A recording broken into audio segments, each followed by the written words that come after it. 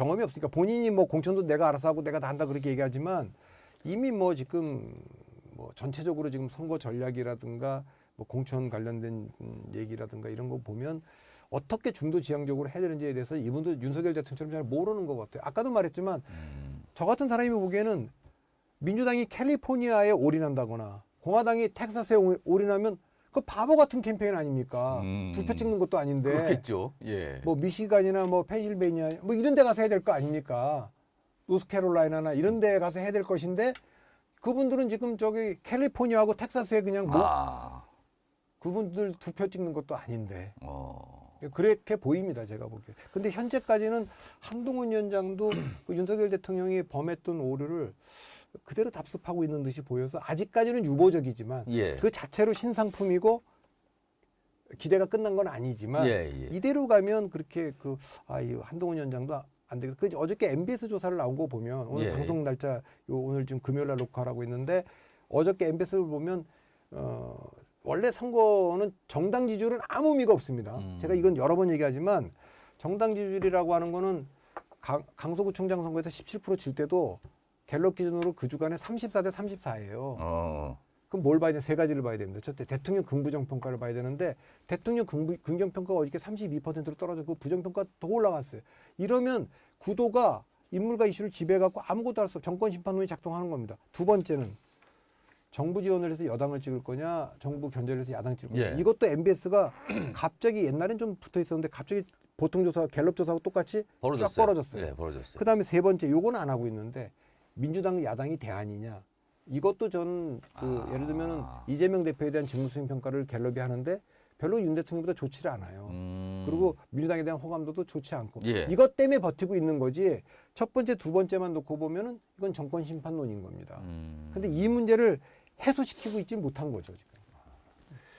한동훈 위원장 얘기 지금 쭉 끌고 가고 있는데 한동훈 위원장 어제 이제 부산 방문, 어제까지 이제 부산 방문하고 오늘 또 다른 일정이 있는데 아까 잠깐 그 얘기를 하셨어요. 결국에 한동훈 위원장 지금까지 모습을 보니까 당에 있는 어떤 세력에 끌려갈 것 같다 이 말씀하셨는데 어제는 이 얘기를 꺼냈어요. 당을 이끄는 건 나다. 물론 이제 공관위 구성과 관련해서 그 얘기를 끈 건데 당을 이끄는 건 나다. 이거는 뭔가를 감지했기 때문일까요? 자신감일까요? 아니면 뭔가 이거 쉽지 않은데 이런 느낌일까요? 쉽지 않기 때문에 나온 얘기라고 봅니다. 그러니까 그거는 어저께 공관위원이 발표될 때 사람들은 다 이건 이철규 의원이 하겠고 그렇죠. 거기에 주목했죠. 그 얘기에 대해서 나하고 공관위원장이 하는 거다라는 얘기를 한 거죠. 실제로 그거를 그렇게 하고 있으면 그 얘기도 굳이 할 필요가 없죠. 실제면 그걸 굳이 또 설명할 이유도 없는데. 실제면은 뭐라고 얘기했을 거냐면 뭐 지켜보시죠. 뭐 이 정도 하거나 그랬을 것 같습니다. 한동훈 위원장 관해서 짧게 마지막 질문하면은 아까 지금 4골 넣을 게 지금 안 보인다 그랬는데 그러면 안 보이긴 하는데 그럼 이제 풀어갈 숙제는 분명히 있잖아요. 지금 윤석열 대통령의 지지율이 지금 상대적으로 30% 초반에 잡혀서 이게 뭐 오도가도 안 하고 있는 상황. 그다음에 김건희 특검법 관련해서 딱히 뭔가를 거부권 이후 뭔가를 내놓지 못하고 있는 상황. 이거 뭔가 좀 풀어야 되잖아요. 이걸 뭐가 있습니까? 그러니까 지금? 일단 이렇게는 볼 수 있어요. 거꾸로 이제 민주당이 경계해야 될 건 이겁니다. 이 와중에도 윤 대통령 잘했다고 하는 여론이 30% 초중반까지 초반 32% 35%까지 있는 거 아닙니까? 정당 지지율도 국민의힘 찍겠다고 하는 것도 한 33, 34 이렇게 있는 거 아닙니까? 예, 있어요. 그게. 그다음에 여당 찍겠다고 하는 것도 지금 30대 중반은 있는 거 아닙니까? 그러면 이분들은 여당이라고 하는 게 국민의힘 하나밖에 없으니까 투표장 나오면 거기만 찍을 거 아닙니까? 근데 야당을 찍겠다는 분들은 그러니까 윤 대통령 잘못하고 있다, 야당 찍겠다, 또 뭐 민주당 지지한다. 이분들 그러니까 보면은 그분들은 뭐 정의당 찍을 수도 있고 제3당을 찍을 수도 있는 거니까 그걸 경계를 해야 되고 국민의힘의 전략은 이렇게 돼야 됩니다. 선거 전략이라는 게 우리에 대한 지지를 강화할 거냐, 우리에 대한 반대를 약화시킬 거냐, 상대에 대한 반대를 강화할 거냐, 상대에 대한 지지를 약화시킬 거냐. 이 네 가지밖에 없거든요.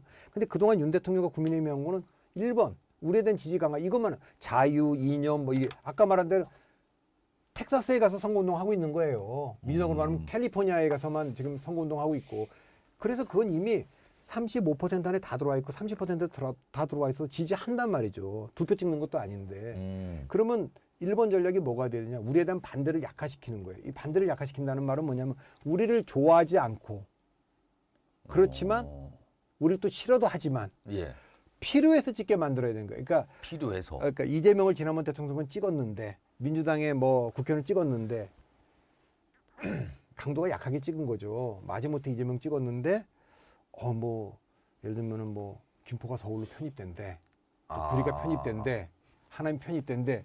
그러면 그거 좋은 거 아닌가? 라든가 지난번에 4년 전에도 문재인 대통령 정부가 코로나가 와서 재난지원금을 막 나눠주면서 아니 그러면은 보수적인 사람도 뭐 문재인 정부 재난지원금도 준다는데 그러니까 뭔가 우리를 채워줄 것 같으니까 아니 나는 그러면 뭐 굳이 뭐 내가 민주당을 뭐 찍을 일이 없지. 이 표를 겨냥해야 되는 거죠. 이게 여당이 갖고 있는 프리미엄 아닙니까? 그렇죠. 정책으로 뭘 할 수 있으니까요. 이게 이제 1번 되고 두 번째는 상대에 대한 반대 강화는 뭐 반국가 세력에 대한 이권 카르텔을 586 이건 세 번째로 가야 되는 겁니다. 아까 우리에 대한 지지가 네 번째고 이건 세 번째. 그럼 두 번째가 뭐냐? 상대에 대한 지지 약하죠. 이를테면 아니 지금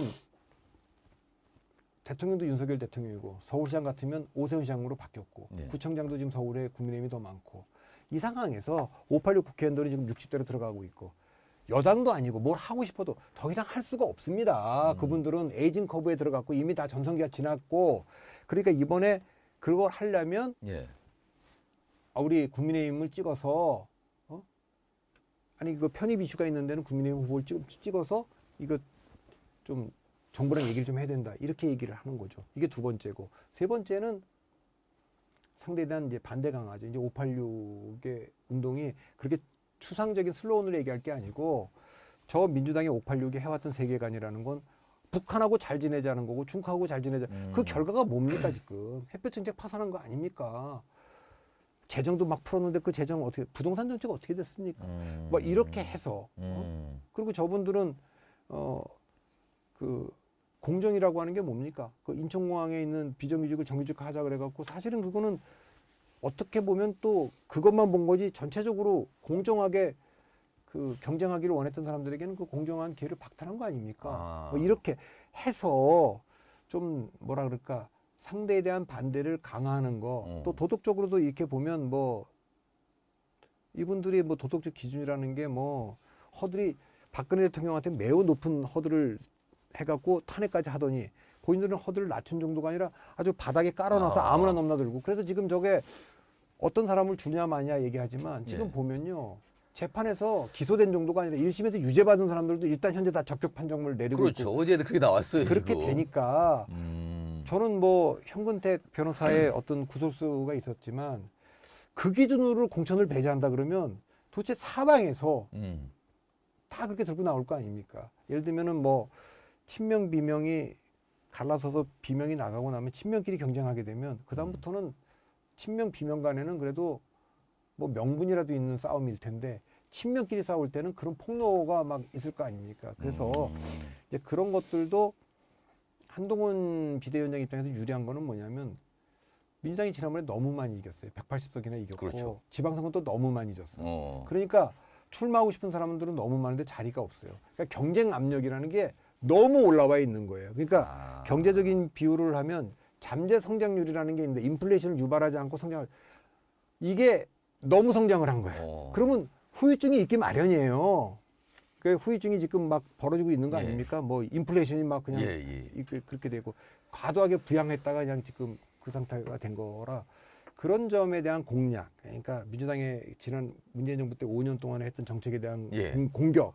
그 다음에 뭐 지금 국제 정치가 지금 우리가 왜 미국하고 일본하고 가까이 갈 수밖에 없는데 문재인 정부 때는 일본을 공격해서 한일 관계를 악화시켜서 우리가 균열을 냈다. 지금 중국과 북한과 러시아가 하는 행동을 봐라. 어떻게 지금 전체주의 국가 편에 서냐. 우리는 자유주의에 서야 되지. 이런 외교 안보 정책, 뭐 재정 정책, 부동산 정책, 뭐 탈원전 정책 이런 걸 가지고 공격을 하면 또 그리고 여당이니까 또 프리미엄 있게 좀 지난번에는 문재인 정부가 재난지원금 같은 거 했다면 얼마든지 할 수 있으니까 그런 걸로 승부를 봐야지 이념적인 거라든가 뭐 슬로건이라든가 이런 걸로는 안 되는데 좀 게으른 게 아닌가. 지금 이제 정치 컨설턴트 입장에서 뭔가 컨설팅을 해주신 것 같아요. 이런 거 좀 잘 봐라. 잘 안 듣습니다. 뭐 제 얘기.